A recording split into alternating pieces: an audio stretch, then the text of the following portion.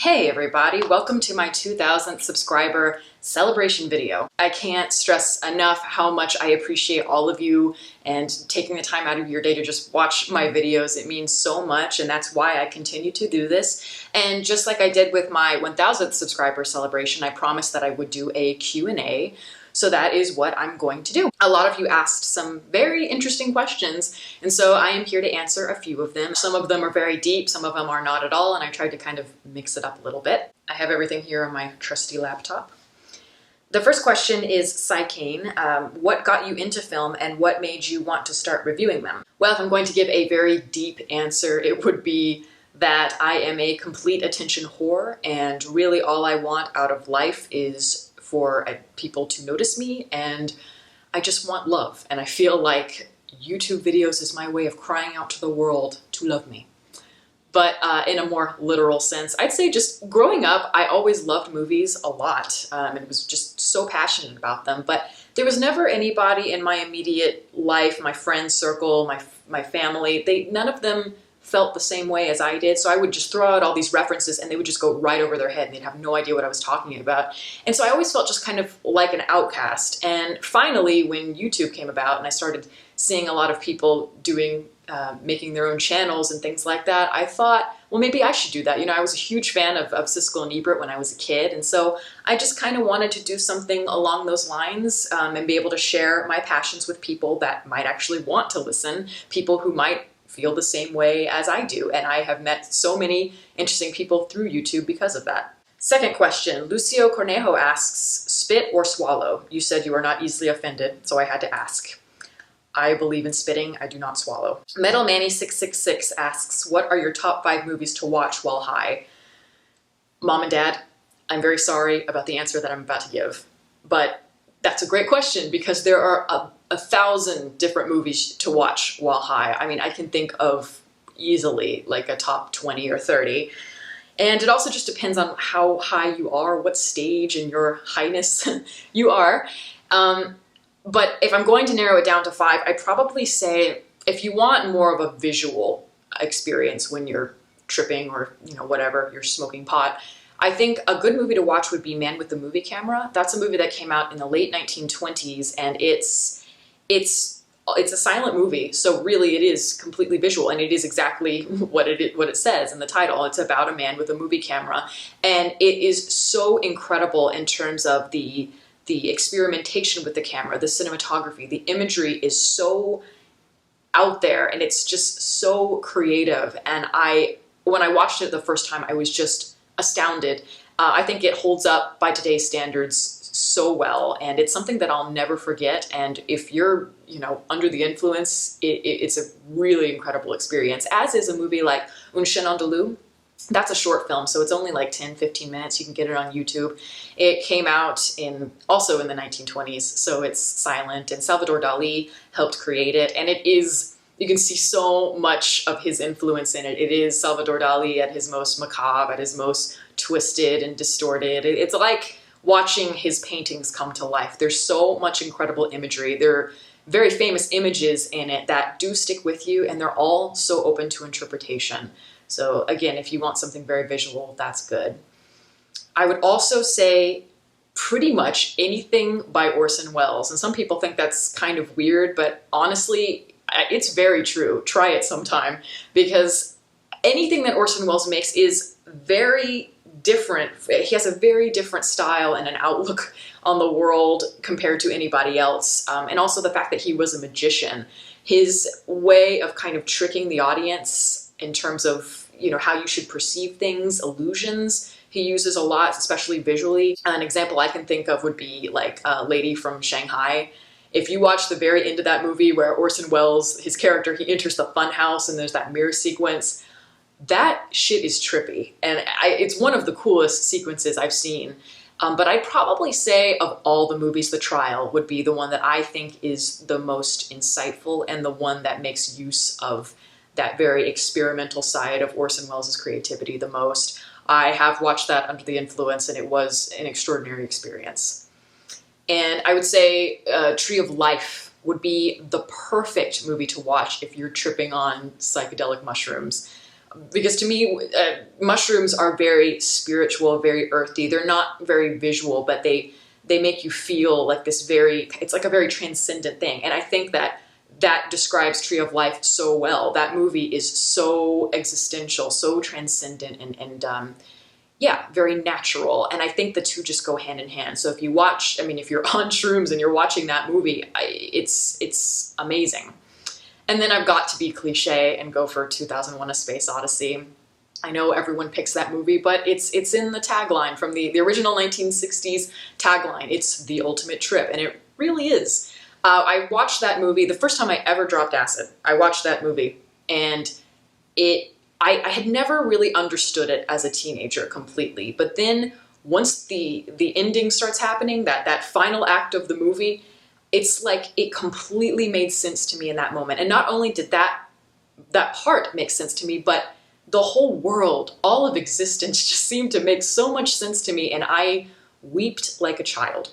So those are 5 movies that I would pick, and again, I could go on and on. That's a good question.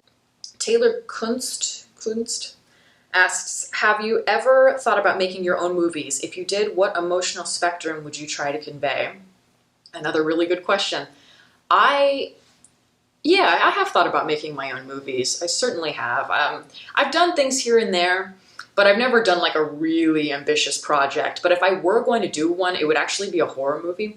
Reason I say that is because I think horror is the perfect place to start if you've never directed anything.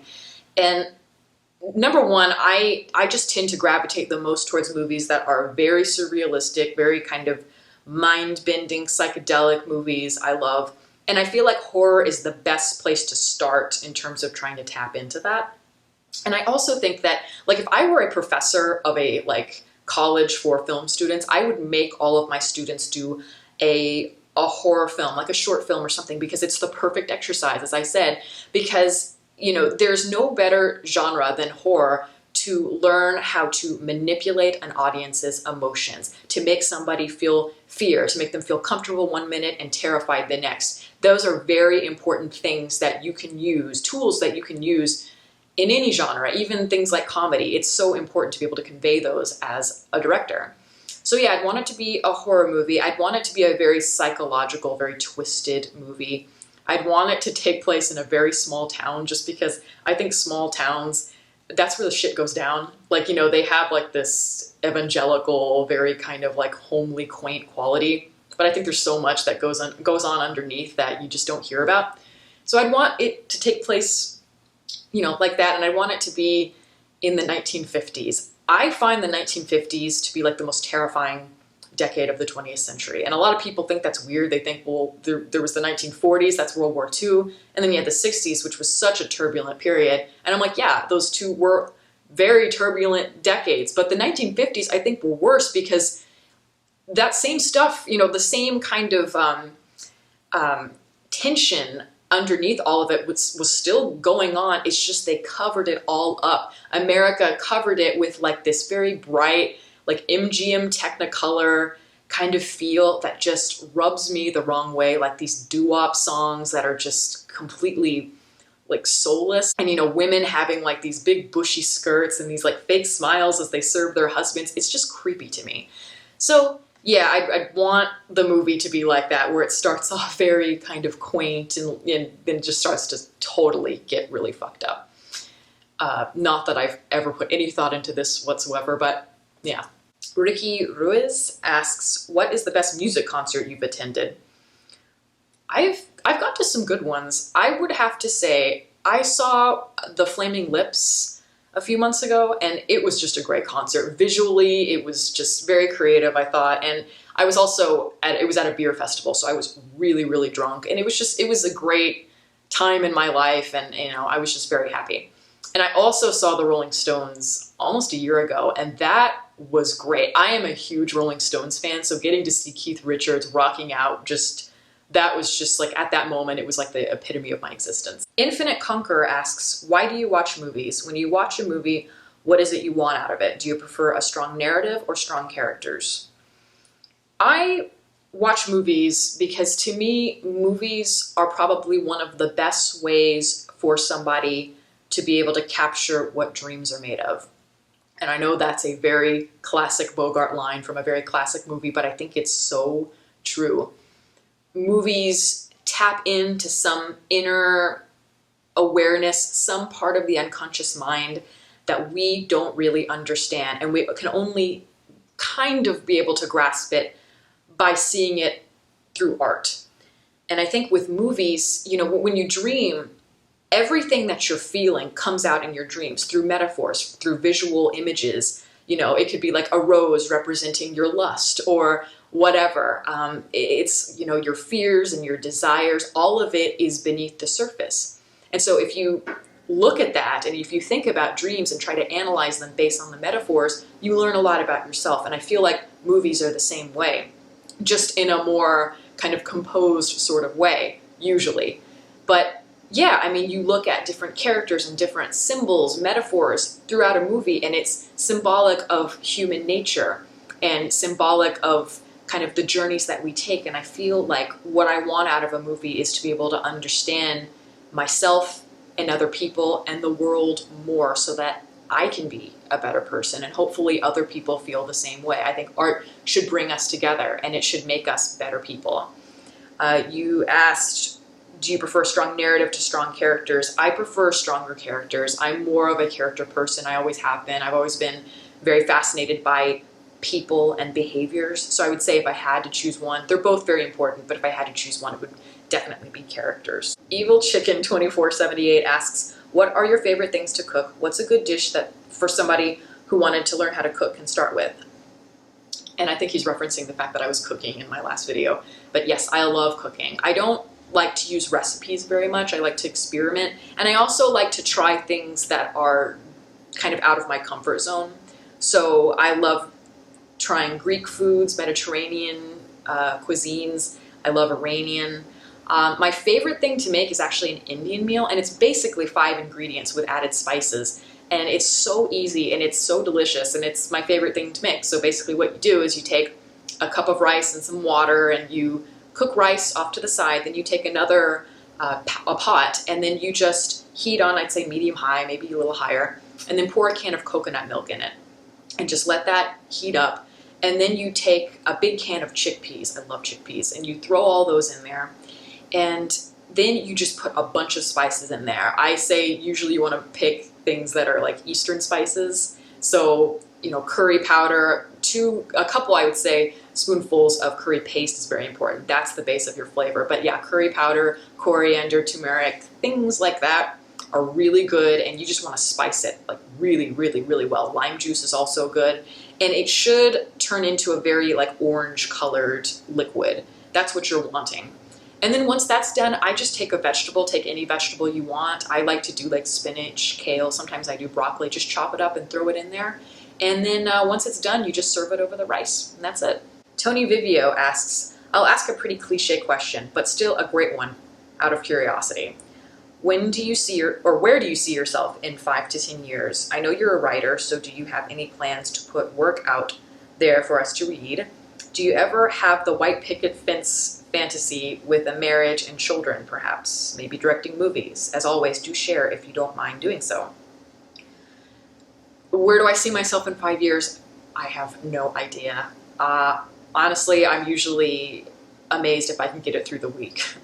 But I would say, I hope, like, I mean, this is going to be such an obvious answer, but in 5 to 10 years, I just want to be happy and more secure, more confident in myself. I do love to write, so I would love to do more of that. Hopefully I'm still doing that in 5 to 10 years. I am working on a memoir, and so we'll see where that goes, but I would also love to get back into poetry. Lately I've really had the urge to do that and trying to get more of it published.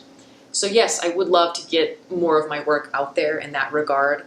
I don't have the white picket fence fantasy, and I don't have any desire to start a family at this point, but I never have been. I'm not a very maternal person. I love kids, but I'd rather be an aunt. I don't see myself being a mother, and I'm not a very traditional person. Like, I like the idea of having a family unit, but it's not something that I'm outwardly seeking. And if I were to get married, I would, but it's not something that, again, I really, really am looking, I'm not looking for it at this moment. If it happens, then, you know, it's got to be right. And if not, that's fine too. I don't see those kind of social norms as something that I have to go for necessarily. Calling Vane asks, have you ever slept with a woman? Normally I'd ask a movie question, but you did say we could ask anything. LOL. No, I have not. I have taken a few dabbles in the lady pond here and there, but I've never taken the full dive in, so to speak. So yeah, only with men. Panos M. Stargazer asks, so what is the meaning of life? Another really good question. To me, the meaning of life is that there is so much going on that we don't understand. All that we know is what we can see, what we can taste, what we can touch, what we can hear. We know very little outside of what, you know, the five senses and what we can feel because of them. And, you know, who knows? This could just be one dimension. This could be one universe. Who knows what goes on beyond what we can understand? So because of that, we should not take life so seriously. Because when we get caught up in all of these things that don't really matter in the big scheme of things, that's what's causing us to feel angry, for us to feel sadness. I feel like a lot of anxiety, a lot of depression, a lot of repressed anger comes from the fact that, you know, a lot of things happen to us that are beyond our control, and when we don't feel in control, we kind of lose it, and we look for outlets to place blame on something. And I think that that's not a healthy thing. I think that the meaning of life and the reason we're here is just, it's very simple. It's just to love, to be loved, to be able to feel, to experience all of those things through adventure and through people. We need to learn to appreciate every single moment, because one day it is all gonna be gone. So I wish I could kind of try to convey that to other people more, and I wish I could convey it to myself, because I forget that quite often as well. But just learn to love and learn to live and feel alive. That, to me, is the point of life. And beyond that, who knows? But that's as much as I know, and I think that it is the key to happiness. Thank you all again so much. Thank you for the questions. I actually really enjoyed doing that. I love doing Q&As. I appreciate all the support. If you'd like to follow me on Twitter, the link is below, and you can also like my Facebook page and the link below that. Catch you next time.